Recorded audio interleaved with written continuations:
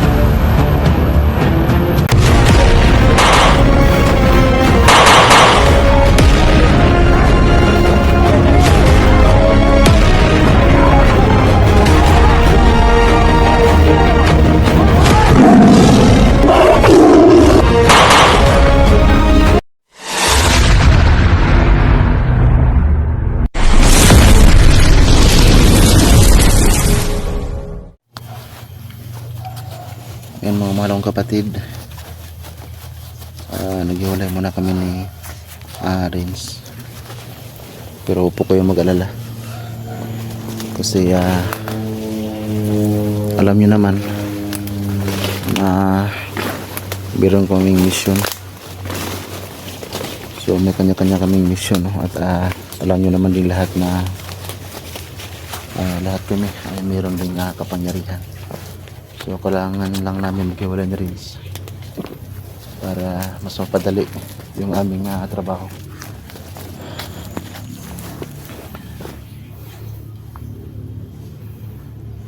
So yung kanyang lubid ay binigyan ko ng basbas para mas maging malakas pa talaga.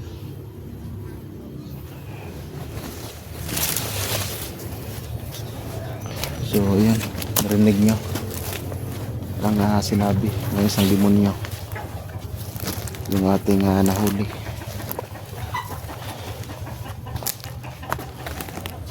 Na yung lagi pumapasok iba na demonyo, ayun pala talaga yung kanyang anghel. So tama nga pala talaga yung binulong ng ating ama. So alam ko mga marong kapatid, mahirap talagang tanggapin yung ating narinig na balita mula sa ating Diyos Ama. So para din sa akin, mahirap din nalabanan itong si Badan kasi alam ko na kasamahan niya ni Jigo.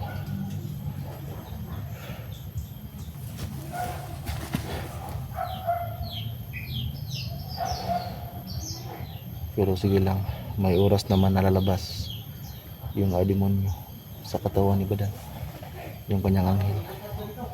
So maharapan natin ang paraan yan. Huwag lang kayong mag-alala, kasi ako, ito ang mission ko, natulungan ang mga kasamahan ni Jigo at puksain ang lahat ng kasamaan dito sa mundo.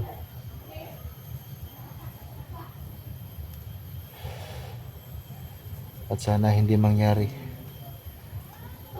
na si Lucifer ay bumaba dito sa mundo, kasi yun na talaga ang pinakamahirap na problema namin, kapag si Lucifer na mismo ang lalabas, ang bumaba dito sa mundo. So si Renz, rinig ko pa rin yung boses na andyan lang sa unahan. So huwag kayong mag-alala kasi yung lubid niya binigyan ko ng basbas.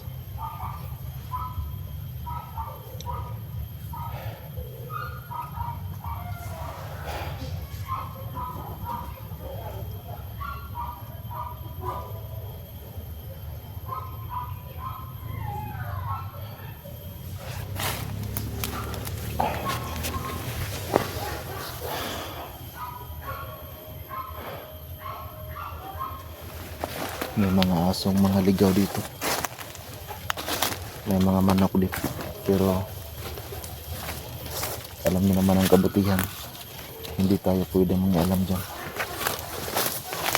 Kasi yung mga manok na yan, kahit ilang nagmamay-ari yan, ay makanya-kanya silang buhay.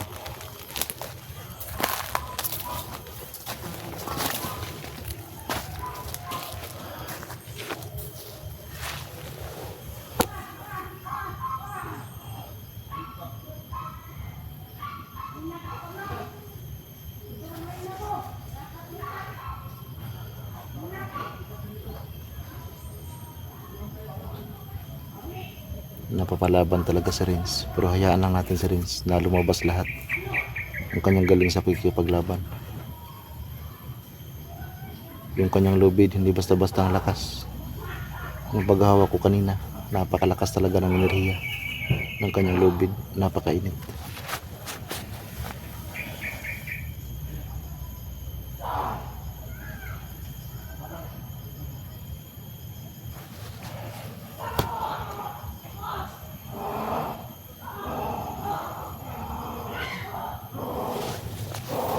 Lumabas na ang tikbalang sa katawan ni Renz.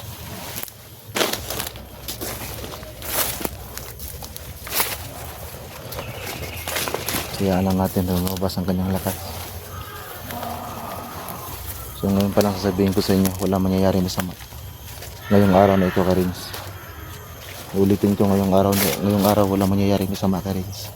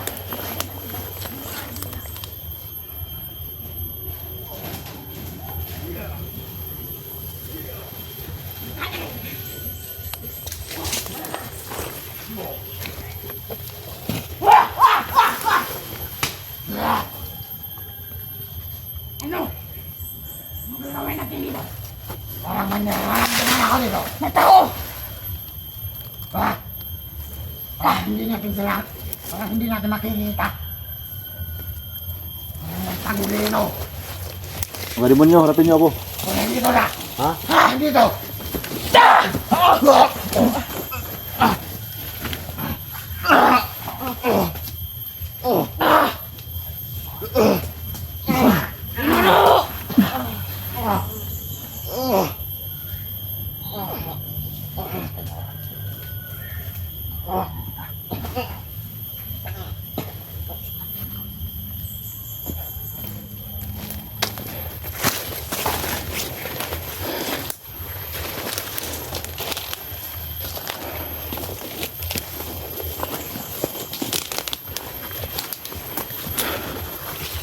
Ngayon alam na natin na ang nangilibradan na isang demonyo.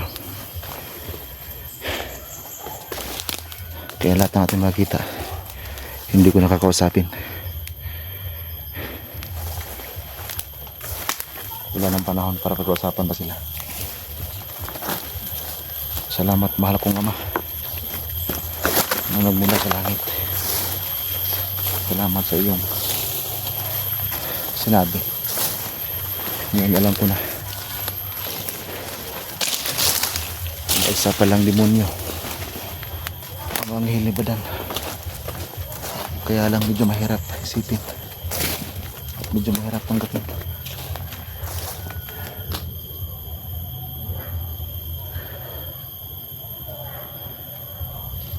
Na ang isang anghel ni Badan ay isa palang demonyo.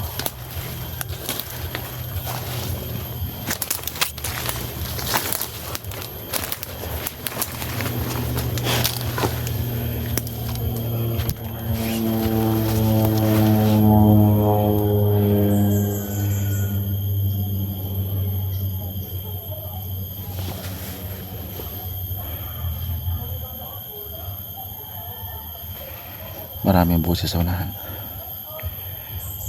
Napakarami talaga ng mga demonyo dito.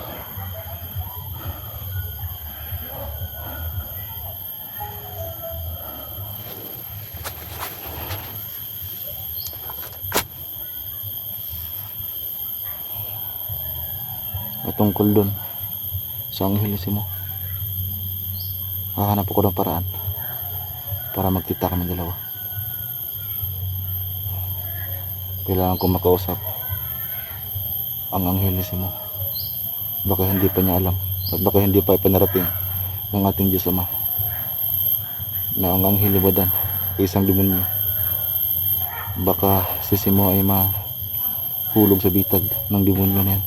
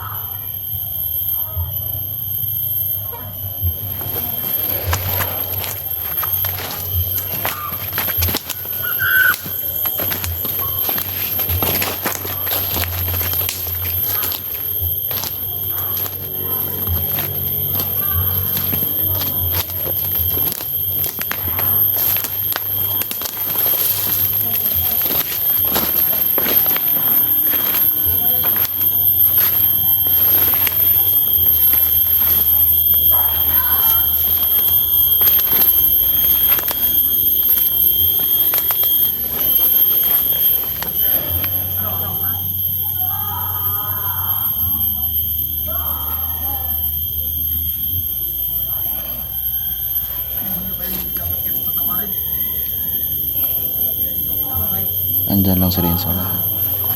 Si Renz pa din nakikipaglaban dyan. Wala nang ibang hunter rito kundi si Renz lang. Ginamit talaga niya ang buong lakas sa kanyang lubid. Kung hindi ko yan nabasbasan, malamang sa ngayon ay nanghina na yan.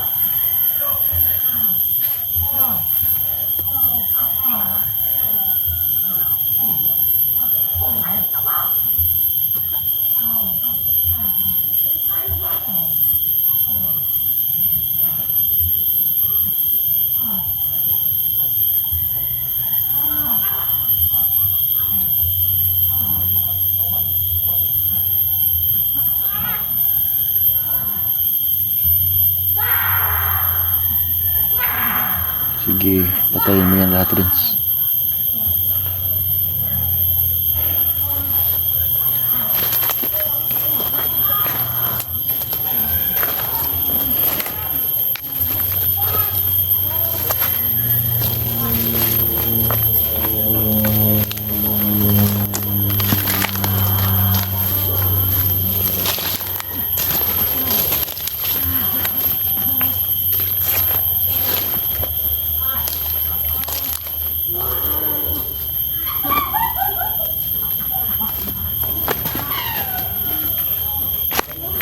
Yung nangyari sa mga kalaban na ito.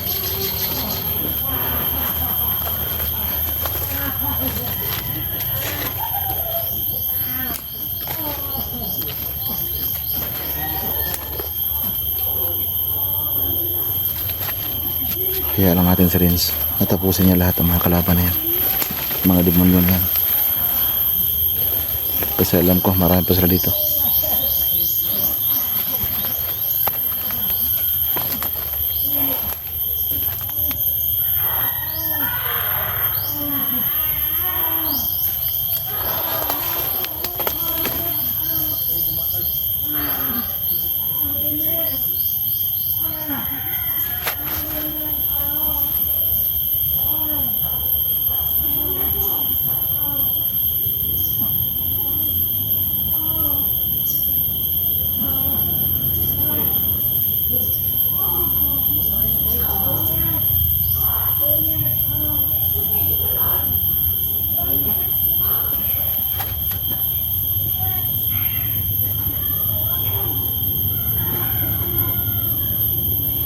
Mabuti ay nakita ko si Renz dito.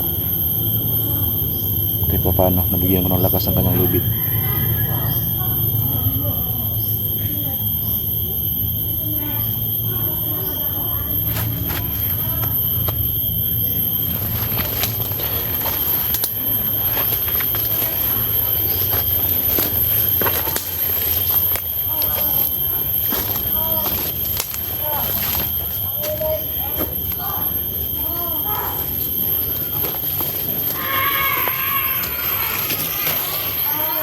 Puntahan natin si Renz.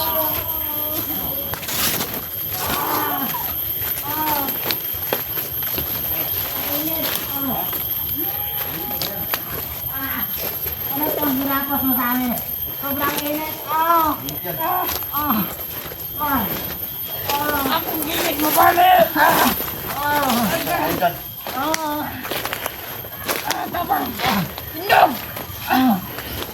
Sakit. Nabisat ka. Sige, pahirapan mo yan Renz ha. Dito ka pa. Hirapan ko talaga mga demonyo dito.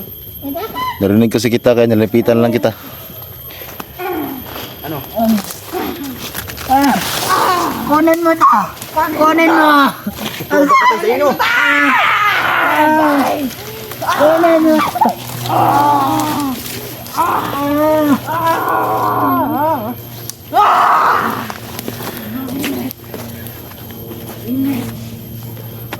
Init.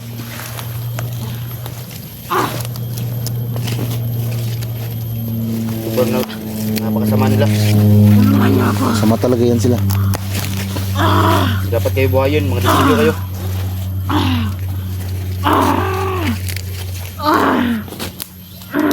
Oh, mainit ba ang lubid mo Renz? Ha? Mainit ba? Ayaw. Aloy ka.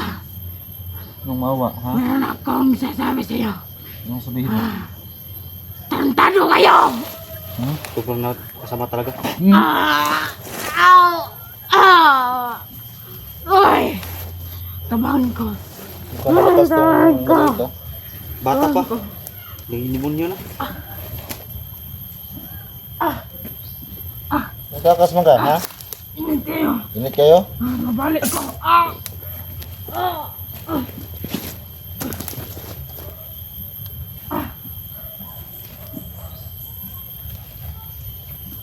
Ang mga bata pa ni ba? Bata pa po yan. Anong ino mo nang gipili ning kuan? Ha? Ha? Ino mo nang gipili? Pero ngayon nasa mundo kayo ng mga tao, pwede kayo magbago. Pwede kayo magbago. May panahon kayo dito para magbago kasi dito kayo sa mundo.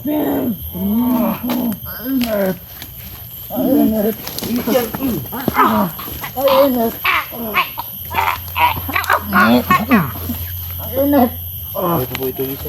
Ba't yan isa? Ikaw patay ng isa? Bunatan mo yan. Mga demonyo yan. Pilit eh. Kunin mo yung lubid mo rin. Baka mahigop nilang lakas niyan.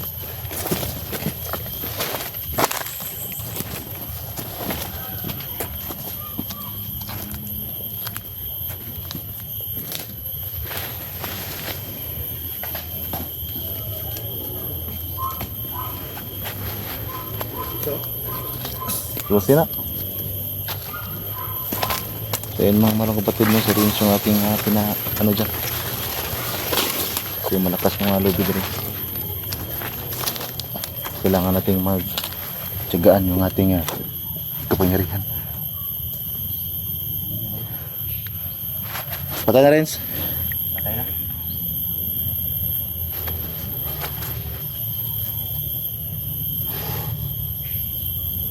May kasama pa yan, marami pa sila dito.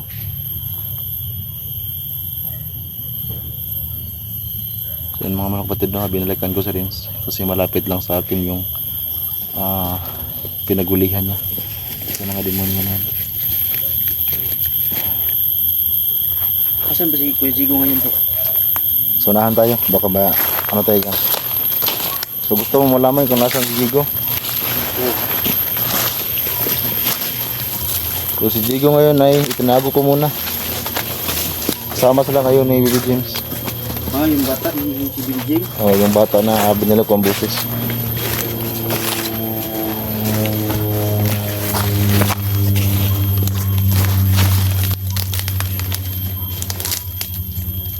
Pero huwag ka maglala kasi minsan naman kasi nagpapahinga ako. At kapag ako ay nagpahinga, si Jigo yung magdala ng kamera niya. Kasi ngayon lang kasi ay gusto ko muna talaga na ako yung magdala ng kamera ni Jigo para kahit paano hindi na manghina si Jigo.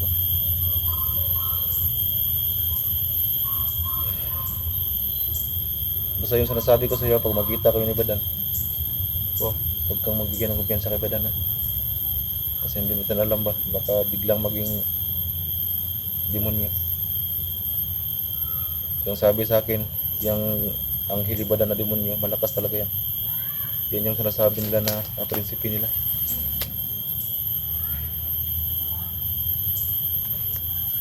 Bakit naging anghel demonyo yung ano, hilibadan? Yun yung hindi ko rin masabi. Naguguluhan niya rin ako sa nung pagsabi kasi ng Diyos Ama, medyo naguluhan din ako. Kasi hindi rin ako makapaniwala kung bakit naging anghel ang demonyo. Kasi ito kasi yan si Lucifer kasi noon. Dating anghel yan. Di ba? Anghel yan na nagano ba? Yung tawagin dito sa mundo. Yung bulag ba? Kung tawagin sa iglesia kung ano, yung anong undang sa pagsimba. Oo. Ano tiwalag? Wala. Oo. Yun ang nangyari kay Lucifer kasi isa yung anghel noon. So kaya siguro ganyan ang nangyari kay Badan ngayon. Anghel pa rin yan. Yung demonyo na yan.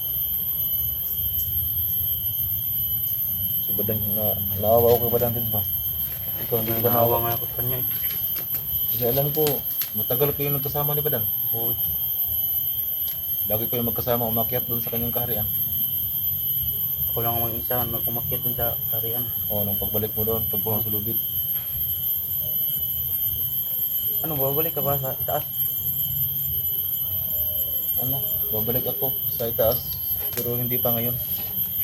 Kasi may, alam mo naman, minsan din itong kapangyarihan. Alam mo kasi rin, kapag nandito Napadala ako, ka dito ng Diyos. oo, kapag nandito ako sa mundo, maubos talaga ang lakas ko. Kaya baka darating ang araw na akit ulit ako. Pero yung Diyos Ama ang may alam yan. Kasi siya yung nagpadala sa akin dito. Kasi Badan yung ating kailangan dipinsaan. Kasi dapat hindi natin masaktan si Badan eh. Kasi kasamahan niyo yan. Matagal yung nagsama ni Badan. Kailangan talaga natin si Badan na hindi masaktan. Kasi yung demonyo nasa katawan niya.